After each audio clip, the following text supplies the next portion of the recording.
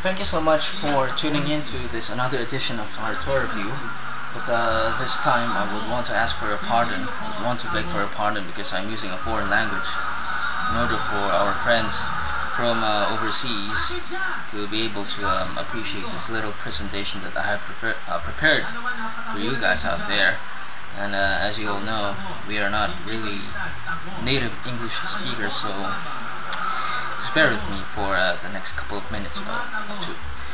So once again, guys, thank you so much for tuning in, and I want you all to join me, and let's have a little time travel way back 26 years ago. Let's ride the history capsule.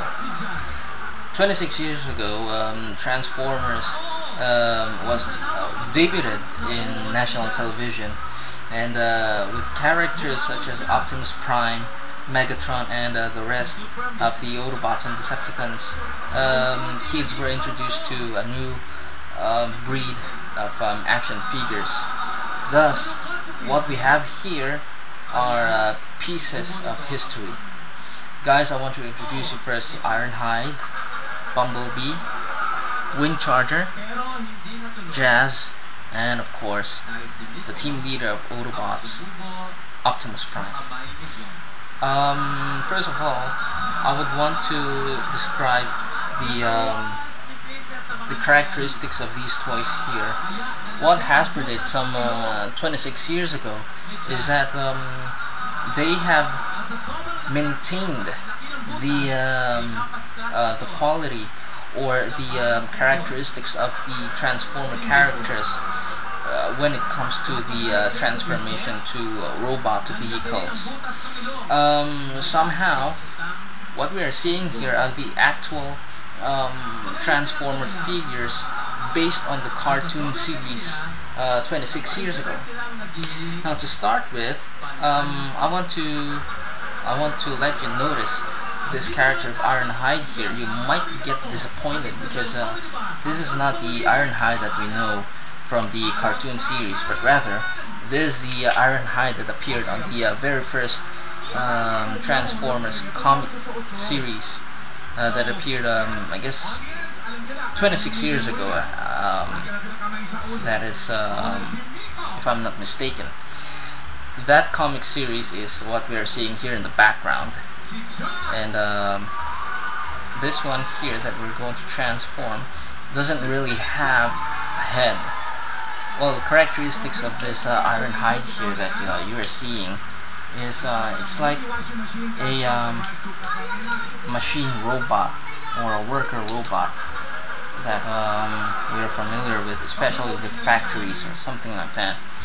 So basically, this is the actual robot mode of Ironhide, and this piece of plastic here serves as its base. So basically, you have to just prepare the base here, and of course, this is another thing that you will notice with the G1 toys, because the toys have accessories compared to the Transformer releases of today. Besides having points of articulation, the toys themselves don't have the accessories like weapons, because they are almost attached to the toys themselves. Unlike for this one, you have extra accessories like this, which serves as a weapon. So yeah, it serves like a cannon for Ironhide here. There we go, and we place it there. Oh, sorry. There we go. Now for Bumblebee, this is something that is unusual for Bumblebee as well, because what you're about to see is the face that is very unfamiliar for the typical Bumblebee that we know. See the face here of Bumblebee?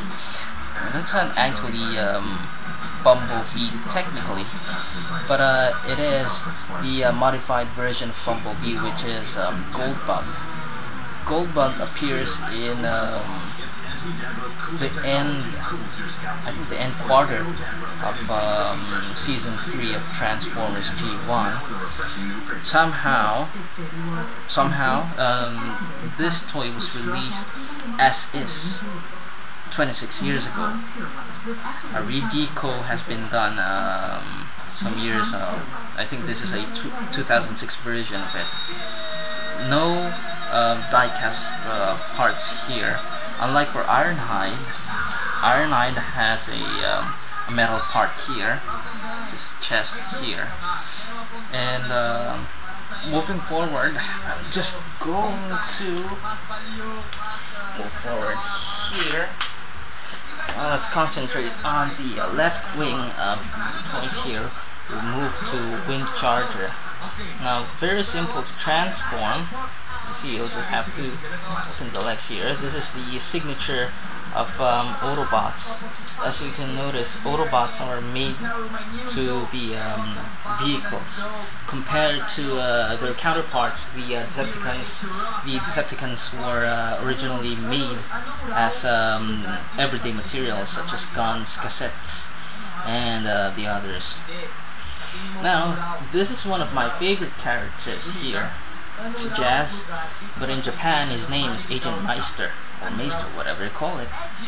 And he's the African American character in Transformers. As far as I know, there are two African American characters for the Autobots. First one is this one, Jazz, and the other one is Blaster. Now this is a bit complicated because there are some parts here that is quite sensitive. You see, these doors here that you can see are detachable, so you really have to be careful with these two doors. And one thing that I can comment here is, this is how Jazz transformed in the cartoons. He bends his arms like these. Actually, there's another character that transforms like this one. His name is Prowl. But unfortunately, we do not have the G1 version of that. And of course, you have to pull the leg here. Okay, that one. Okay. Now you have to close this one here. This serves as legs. And then open that. Now we go to the sensitive part here. We have to open the arm. Okay, there we go. You can see now the face of Jazz. And you have to prepare the torso. Bend that part here. Exit this part. And there we go. See, I told you this part is very sensitive. This toy is quite sensitive, and yeah. Let's see. If you're going to ask me, I think this is one of the difficult toys here. This one. And accessories, of course. He has. Sorry, Mike.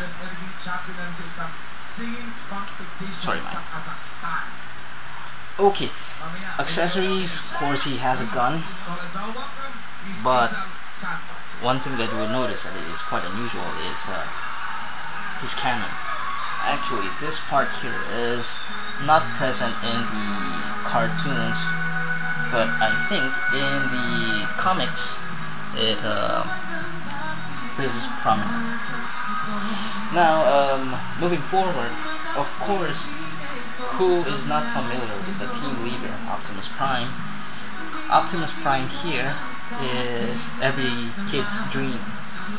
Every kid's dream of my generation, and I guess every kid's generation wants to have an Optimus Prime toy. Now let's start with the trailer here. Some of us don't know that the trailer becomes a battle station though, but here you'll just have to open this part. There, see? Then, of course, open this here, grab, and there we go. See? It's quite surprising though. And of course the command center of the base. Yeah, there's the antenna, the radar, and of course the electronic hand. Oh, sorry. Now we have here 2 missiles, and I forgot the name of this character though, but yeah, this is like the pet of Optimus Prime, one of his apprentices. And moving forward here, the Optimus Prime character is made up of some die-cast materials, such as the chest, and of course the bumper here, as well as the abdomen. And one thing that you have to be cautious is how you're about to transform this, because this part here, every time you transform Optimus Prime, has a tendency to become loose thread. And if this part here becomes loose thread, you are unable to transform Optimus Prime to robot mode as accurate as it seems to be. But to transform this is quite simple if you're an avid fan of Transformers, and if not, if otherwise, you can still transform it because of its very familiar transformation as how it appears in the cartoon series. I just have to open it here, and of course, parts here, accessories, of course, the hands. Okay, and here we go. Gun. Okay, and the head. Turn on the head here. There. One thing that I don't really like about Optimus Prime character is the gun. If you notice here, the handle of the gun is not long enough for him to grip. So it seems like you're just going to put it like that here. There we go. Okay. Highlights and lowlights. Highlights, of course, is that these G1 characters that we are seeing here are of great value, knowing that they are classics. They have die-cast parts, they have metal parts, but lowlights, the very robot modes of these characters are not really highly articulated, and what's more is that they don't really look like what they are supposed to in the cartoon series. But I guess Hasbro has made 100% accuracy on how they look like when it comes to a vehicle mode. But somehow, knowing each of the characters, everyone would appreciate this. Okay, now for the price of these toys, I'm proud to say that I just bought them in bargain. So what we're seeing here, the Wind Charger and Bumblebee, we acquired both of these for $2 each, approximate. Now I'm talking about the exchange rate from Philippine currency to US dollars. Now for Jazz, I bought it for approximately $12.50. For Ironhide, I bought him at around $7.50. For Optimus Prime, I bought him for around $30 approximately. Okay, so this wraps up our toy review for tonight. Thank you very much for tuning in and appreciating this piece of material that I have prepared for you. Thank you. Gracias. Arigato. Shishine. Whatever language you have, people, but thank you.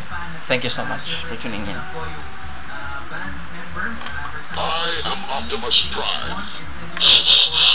Autobots, transform and roll out. Megatron must be stopped, no matter the cost.